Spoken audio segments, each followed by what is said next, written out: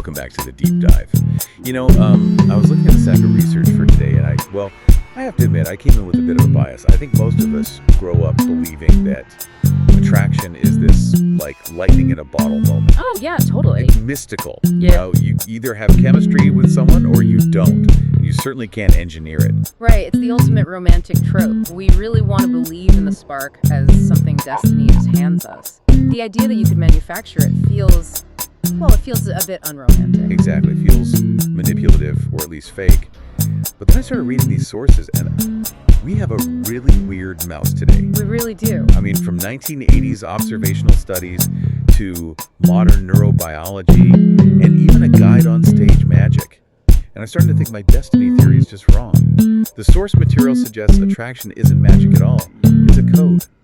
And it's a code you can hack. It absolutely is a code. And while hacking sounds cold, think of it more like learning a language. If you went to France and didn't speak French, you wouldn't connect with anyone, right? Attraction has a language too. So today, we're going to decode it.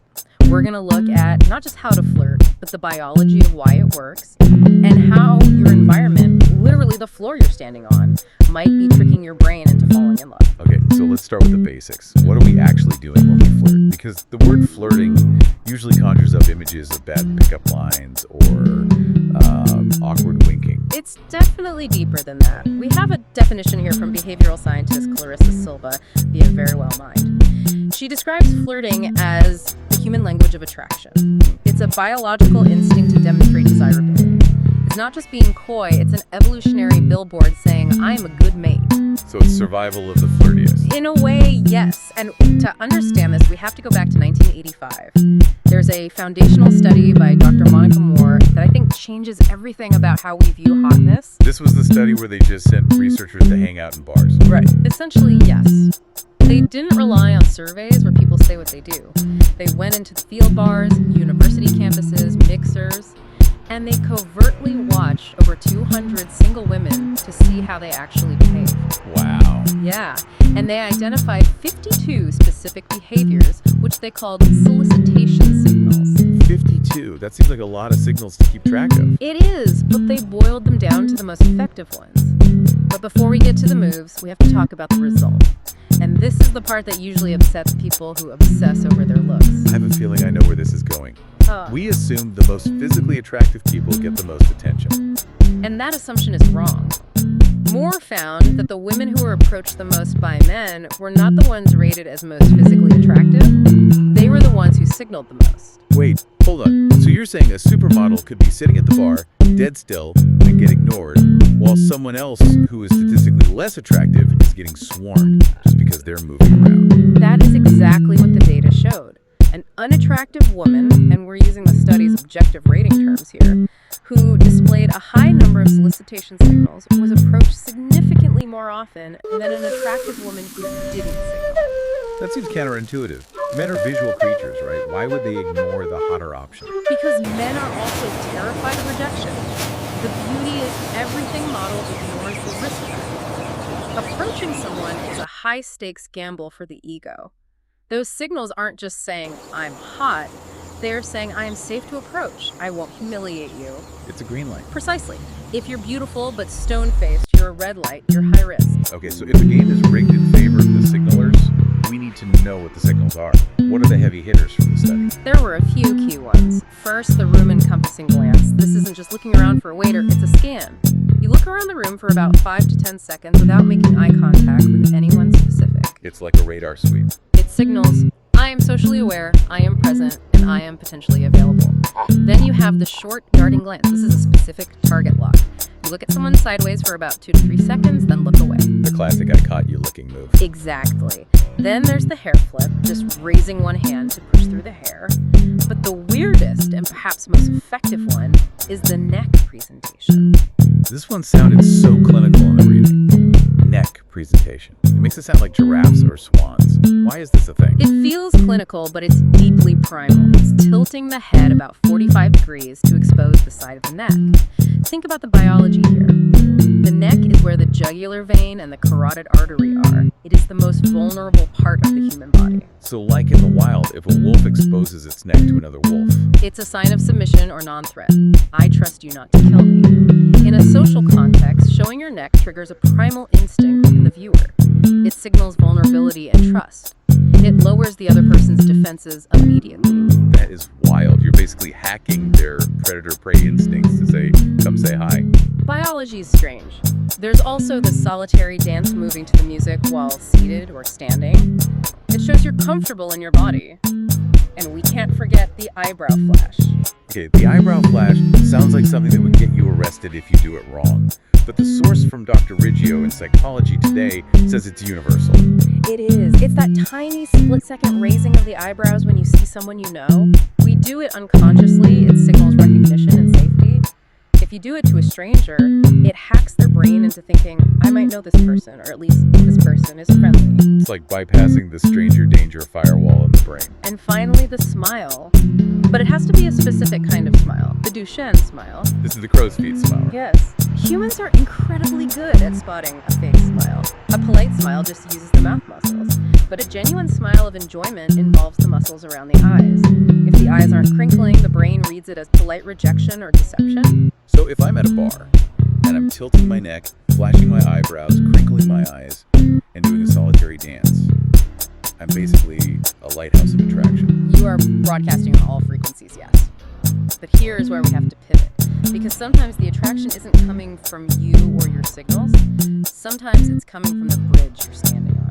This is my favorite part of the research stack, the adrenaline trap.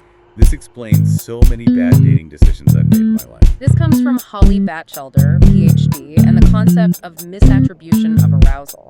It's based on the two-factor theory of emotion. Which is what, exactly? The theory states that when we feel a strong emotion, there are two steps. First, physiological arousal, so your heart racing, palms sweating.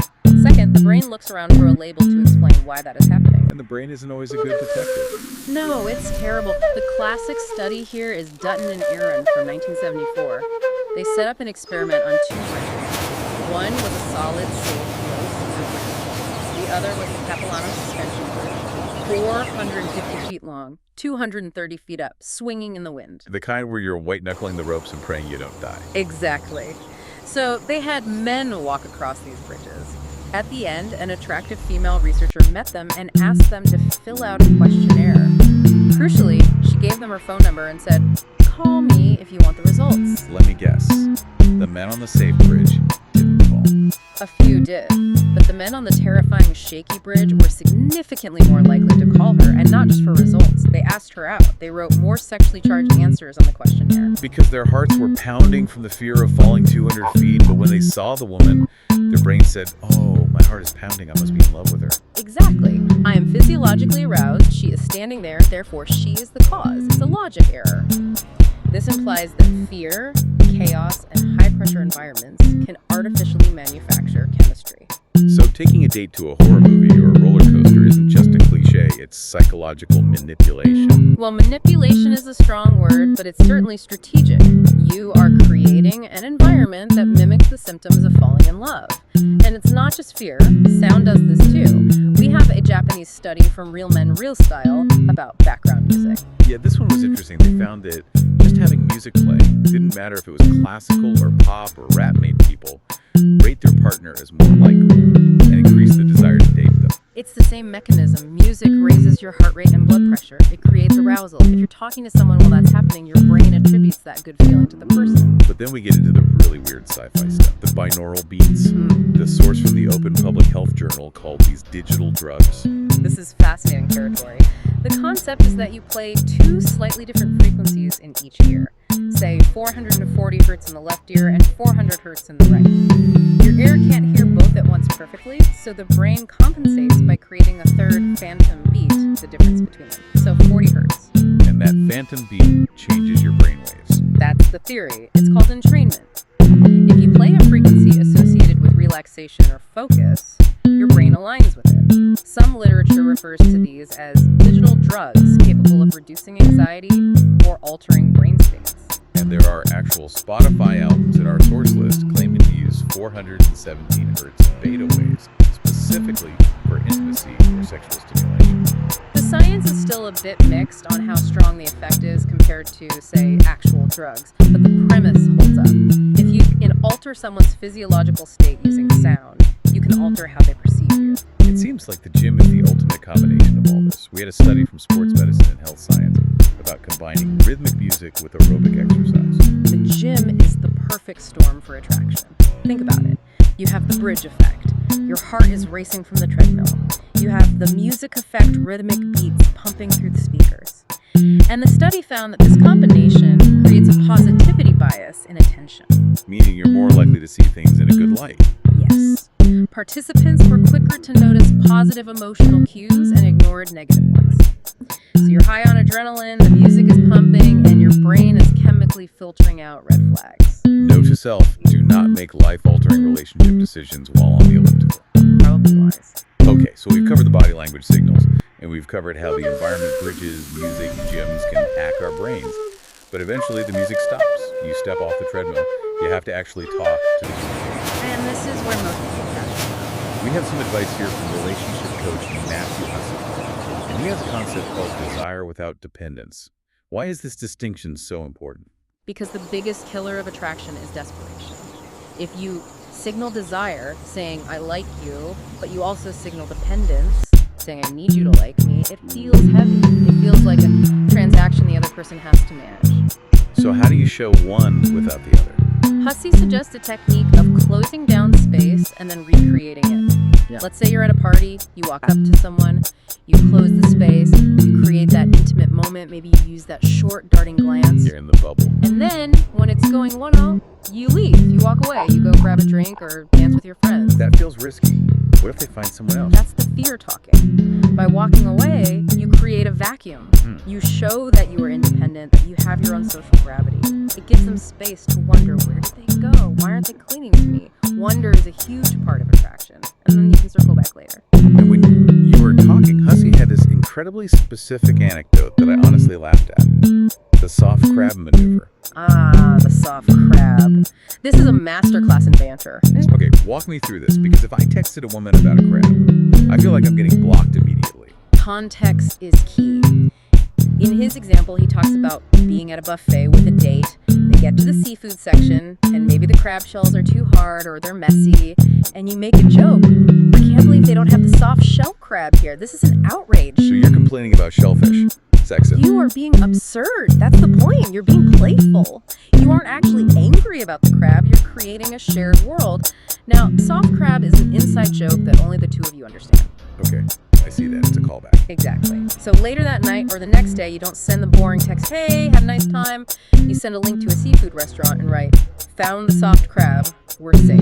Okay, that's actually really good. It's low pressure. It gives a reason to follow up. It's incredibly low pressure. It doesn't demand a heavy response. It just invites them back into the joke. Hussey also suggests playful challenges. This is the arm wrestle text. This addresses the problem of generic compliments.